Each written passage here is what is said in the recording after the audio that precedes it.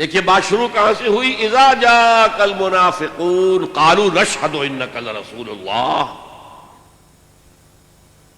اے نبی، جب یہ منافق آپ کے پاس آتے ہیں اور کہتے ہیں کہ ہم گواہی دیتے ہیں کہ آپ اللہ کے رسول ہیں، ظاہر بات ہے مسلمان ہونے کے لیے اب چونکہ انہیں شک ہوتا تھا، ہمارے ایمان پر تو شک کیا جا رہا ہے.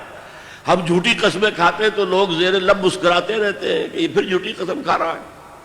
نہیں حضور، ہم آپ پر ایمان رکھتے ہیں. حضور بالکل کوئی شک نہ کیجئے، حضور ہمارے بارے میں کسی اشتباہ میں مبتلا نہ ہو. نشہد انک لرسول اللہ، ہم تو گواہی دیتے ہیں کہ آپ اللہ کے رسول ہیں. اور ذرا دیکھیے یہاں تبصرہ کیا ہے، واللہ یعلم انک لرسولہ. میں اس کا ترجمہ ذرا مختلف انداز میں کرتا ہوں. اللہ سے بڑھ کر کس کو معلوم ہے کہ آپ اللہ کے رسول ہیں؟ اللہ کو خوب معلوم ہے کہ آپ اللہ کے رسول ہیں. اور اللہ سے بڑھ کر کس کو معلوم ہے کہ آپ اللہ کے رسول ہیں؟ واللہ یشہد ان المنافقین لکاذبون. لیکن اللہ گواہی دیتا ہے یہ منافق جھوٹے ہیں. بظاہر تو یہ جھوٹ نہیں ہے، انک لرسول اللہ، آپ اللہ کے رسول ہیں تو سچائی ہے، لیکن وہ دل سے نہیں کہہ رہے ہیں. یہ صرف ظاہری بات ہے، یہ ان کا قول ہے، اس پر ایمان اور یقین حاصل نہیں ہے. واللہ یشہد ان المنافقین لکاذبون، جھوٹے. اب میں نے عرض کیا تھا کہ نفاق کی پہلی منزل جھوٹ ہے. اب اس کے بعد مسئلہ آیا، جب میں نے عرض کیا تھا کہ جب دیکھا لوگوں نے تو یہ تو ہر وقت بہانے بناتے، تو اب قسمیں کھا کر اتخذوا ایمانہم جنتا فصدوا عن سبیل اللہ، انہوں نے اپنی قسموں کو ڈھال بنا لیا ہے کیونکہ اعتراض نہ کر سکے. خدا کی قسم، واللہ واللہ واللہ میری یہ مجبوری ہے، میری بیوی بیمار پڑی ہے، کوئی دیکھ بھال کرنے والا نہیں ہے، کیا پتا اس کا انتقال ہو جائے اور میں اب نکل جاؤں اللہ کی راہ میں، کون اس کا پرسان حال ہوگا. تو قسموں کو انہوں نے ڈھال بنا لیا. اب کیا کہیں ایک شریف اور بامروت انسان، کیا کہ تم جھوٹ بول رہے ہو، جھوٹ قسم کھا رہے ہو. اچھا بھائی جیسا تم کہہ رہے ہو ٹھیک ہے.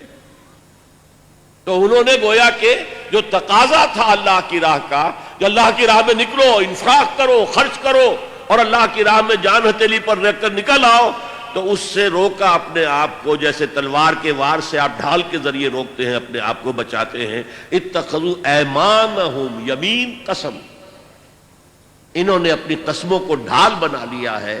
فصدوا عن سبیل اللہ، ترجمہ بہت ٹھیک کیا گیا تھا. صدہ یا سدو کے دو معنی ہیں، خود بھی رک جانا، دوسروں کو بھی روکنا. اللہ کے راستے سے خود بھی رک گئے، دوسروں کو بھی روکتے ہیں. ان سے بھی کہتے تھے بھائی تمہاری مت ماری گئی ہے. قالوا لا تنفروا فی الحر، اس گرمی میں نکل رہے ہو، شام کا سفر کرنا ہے، تبوک جانا. حضور نے اعلان کر دیا تھا. عام اپنے غزوات کے جو آپ کی عام عادت تھی اس کے برعکس عام طور پہ یہ تھا کہ آپ چھپاتے تھے کہ کہاں جانا ہے. جیسے کہ ایک حدیث بھی ہے، استعینوا علی حوائجکم بالکتمان، اپنی ضرورتوں پر جو ہے پردہ ڈال کر، چھپا کر اللہ کی مدد حاصل کرو. لیکن یہاں آپ نے ڈکلیئر کر دیا تھا تبوک جانا ہے اور سلطنت روما سے ٹکراؤ ہے. ابھی تک تو عرب کی انٹرنل فائٹنگ تھی، اب ایک اسٹیبلشڈ ایمپائر جس کی فوجیں رومن لیجنز ہسٹری میں مشہور، غرق آہن، لاکھوں کی فوجیں. تو وہ کیا سوچتے تھے؟ معاذ اللہ معاذ اللہ، ان کا دماغ خراب ہو گیا ہے. غر ہؤلاء دینہم، ان کے دین نے انہیں دھوکے میں ڈال دیا ہے. کہاں جا رہے ہیں؟ سلطنت روما کو چیلنج کرنے جا رہے ہیں. تو وہ دوسروں کو بھی روکتے تھے، مت جاؤ. فرمایا وہ خود بھی رکے اللہ کے راستے سے اور دوسروں کو بھی روکنے کی کوشش کی. انہم ساء ما کانوا یعملون، یقیناً بہت ہی برا کام ہے جو وہ کر رہے تھے. اب آئی ہے بہت مرکزی آیت جس سے کہ بات واضح ہو جائے گی. ایک شعوری نفاق، ایک غیر شعوری نفاق. ذالک بانہم آمنوا، یہ اس لیے کہ ایمان تو وہ لائے تھے. قرآن تسلیم کر رہا ہے ایمان لائے تھے، اور اس وقت کوئی دھوکے کا ارادہ نہیں تھا. یہ تو جب امتحان آ گئے، آزمائش آ گئی، جان و مال کے مطالبے آ گئے، تب پیچھے قدم ہٹنا شروع ہوا ہے، پسپائی شروع ہوئی ہے. اور رفتہ رفتہ رفتہ رفتہ پیچھے ہٹ کر سٹیج 1، سٹیج 2 اور سٹیج 3 تک جا پہنچے. گویا کہ سٹیج 3 تو کفر ہے، کھلا کفر ہے، اللہ کے رسول سے دشمنی اور اہل ایمان سے دشمنی. ذالک بانہم آمنوا ثم کفروا، وہ ایمان لائے تھے پھر انہوں نے کفر کیا ہے. لیکن یہ کفر پوشیدہ ہے، کھلم کھلا نہیں کہا. ان یہودیوں کی طرح جو صبح ایمان لائے تھے اور شام کو اعلان کر دیا جی ہم نے دیکھ لیا سب کچھ، ہم تو واپس جا رہے ہیں، مرتد ہو رہے ہیں. نہیں، یہ اسلام کے اندر رہے، قانونی طور پر اندر ہے. اس شہتیر کی طرح جو اندر سے کھوکھلا ہو چکا ہے، اوپر سے ایک ونیئر ہے کہ دیکھنے والوں کو نظر نہیں آ رہا. وہ تو جب ایک دم گرے گا تو پتہ چلے گا یہ تو کھایا گیا تھا، ہمیں پتہ ہی نہیں چلا. چوکھٹ کو دیمک کھا چکی ہے لیکن اوپر ونیئر ہے، آپ کو نظر نہیں آ رہا. تو ذالک بانہم آمنوا ثم کفروا، یہ کفر حقیقی ہے، کفر قانونی نہیں ہے. مسلمان رہے، مسلمان مانا گیا، اس لیے کہ منافق کوئی لیگل اینٹیٹی نہیں ہے. لیگل اینٹیٹی مومن بھی نہیں ہے، لیگل اینٹیٹی مسلمان، غیر مسلم. اللہ اللہ خیر صلی اللہ. اب جو مسلمان ہے وہ مومن صادق بھی ہو سکتا ہے، وہ دھوکے باز بھی ہو سکتا ہے، منافق. اور دونوں کیفیتوں سے جو ہے وہ اگر خالی ہے، نہ مثبت ایمان نہ منفی نفاق، تو اس کو کہتے ہیں اسلام بلا ایمان.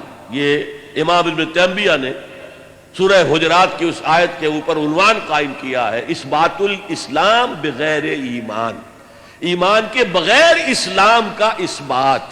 قالت الاعراب آمنا قل لم تؤمنوا ولكن قولوا اسلمنا ولما يدخل الايمان في قلوبكم وان تطيعوا الله ورسوله لا يلدكم من اعمالكم شيئا ان الله غفور رحيم. تو ذالک بانہم آمنوا ثم کفروا فتطبع على قلوبهم، اب ان کے دلوں پر مہر کر دی گئی، جیسے بدترین کافروں کے دلوں کے اوپر جن پر حق جو ہے وہ واضح ہو گیا تھا، ان کے دلوں نے گواہی دے دی تھی کہ محمد ٹھیک کہہ رہے ہیں، سچے ہیں، لیکن اپنی عصبیت کی وجہ سے، اپنی چودراہٹ کی وجہ سے، اپنے سٹیٹس کی وجہ سے، اپنے تکبر کی وجہ سے یا اپنے حسد کی وجہ سے مان نہیں رہے. ایسے لوگوں کے دلوں پر پھر مہر ہو جاتی ہے. یہودی خاص طور پر ان کے علماء ایسے پہچانتے تھے حضور کو جیسے اپنے بیٹوں کو پہچانتے، یعرفونہ کما یعرفون ابناءہم، لیکن مانا نہیں. تو اللہ تعالیٰ نے مہر کر دی. فطبع علی قلوبہم فہم لا یفقہون، اب انہیں صحیح تفقہ، صحیح فہم حاصل ہی نہیں. کیا نفع میں ہے کیا نقصان کا سودا انہیں پتہ ہی نہیں، ان کی مت ماری گئی ہے. وَإِذَا رَأَيْتَهُمْ تُعْجِبُكَ أَجْسَامُهُمْ، اور اے نبی جب آپ انہیں دیکھتے ہیں تو آپ کو ان کے جسم بڑے بھلے لگتے ہیں، بڑے توانا، اس لیے کہ سارا ان کا معاملہ دنیا سے متعلق ہے، خوب اچھا کماتے ہیں، کھاتے ہیں، پیتے ہیں. تو جس کو کہتے ہیں فرما خامخواہ معتبر، ذرا شخصیت ایسی ہو تو ظاہر بات ہے کہ مجلس میں جب آتا ہے تو سب کی نگاہیں اٹھتی ہیں، یہ کون آیا ہے. حضور بھی ان کی طرف نگاہ کرتے تھے، ان کے پاس وسائل ہیں، یہ امیر لوگ ہیں. کتنے ہی غریب آئے ہیں غزوہ تبوک میں کہ حضور ہم حاضر ہیں جان کے ساتھ، ہمارے پاس مال نہیں ہے، سواری نہیں ہے، آپ اگر ہمارے لیے سواری کا بندوبست کر دیں ہم حاضر ہیں، جان و مال سے حاضر. اور حضور نے جب کہا کہ میرے پاس بھی کوئی سواری کا بندوبست نہیں، تو وہ جاتے تھے اور ان کی آنکھوں سے آنسو روا ہوتے تھے. اللہ یجدون ما ينفقون، کہ اب ان کے پاس ہے ہی کچھ نہیں، خرچ کیا کریں، کیسے جائیں. ایک وہ تھے. اب یہ اغنیا ہے، یہ دولت مند ہے، یہ چودھری لوگ ہیں، لہذا حضور ان کی طرف توجہ فرماتے تھے. وَإِذَا رَأَيْتَهُمْ تُعْجِبُكَ أَجْسَامُهُمْ، ان کے جسم جو ہے وہ آپ کو بڑے اچھے لگتے ہیں. وَإِن يَقُولُوا تَسْمَعْ لِقَوْلِهِمْ، جیسے میں نے کہا نا معتبر آدمی معلوم ہوتا ہے، جب وہ کچھ کہتے ہیں تو آپ بڑی توجہ سے سنتے ہیں. تَسْمَعْ لِقَوْلِهِمْ، یہ کیا کہہ رہے ہیں، کیا ان کی رائے ہے. کانہم خشب مسندہ، اے نبی ان کی اصل حقیقت ہے ان سوکھی لکڑیوں کی جو سہارے سے کھڑی کر دی جائیں. لکڑی کے کندے جو خود نہیں کھڑے ہو سکتے، اسے سہارا چاہیے. ایک درخت ہے جو خود کھڑا ہے، اور ایک وہ سوکھی لکڑی کے کندے ہیں، وہ تو خود کھڑے نہیں رہ سکتے. کانہم خشب مسندہ یحسبون کل صیحۃ علیہم، ان کی جان ہر وقت نرستی رہتی ہے.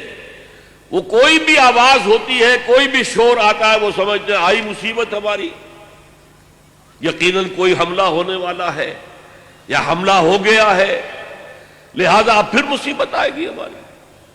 کہا جائے گا آؤ دفاع کرو، اب ادفعوا قاتلوا فی سبیل اللہ، اب ادفعوا اللہ کی راہ میں جنگ کرو، یا کم سے کم دفاع تو کرو. تو ان کی جانوں پر بن جاتی ہے. ہم العدو فاحذرہم، اے نبی یہی دشمن ہے، اصل دشمن یہ ہے. مارے آستین یہ ہے، یہ آستین کے چھپا ہوا سانپ ہے جو اندر سے ڈسے گا. فاحذرہم، آپ ان سے بچ کر رہیے. یہ ہے وہ تھرڈ سٹیج.